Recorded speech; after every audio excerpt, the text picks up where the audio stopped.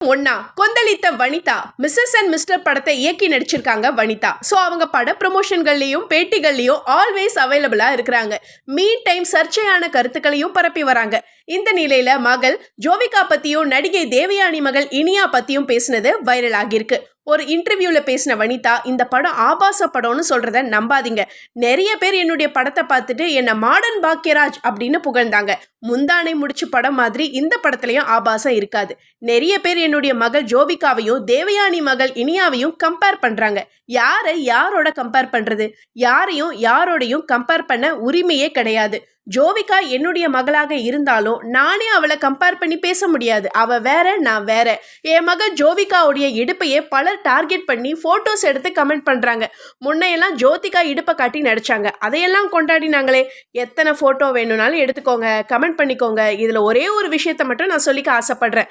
Comment பண்ற இடத்துல நீங்க இருந்தாலும் கமெண்ட்டை கிரியேட் பண்ற இடத்துல நாங்க இருக்கோம்னு கெத்தா பேசினாங்க வனிதா. டைரக்டர் ஆகிட்டாங்கல்ல, அப்படிதான் பேசுவாங்க.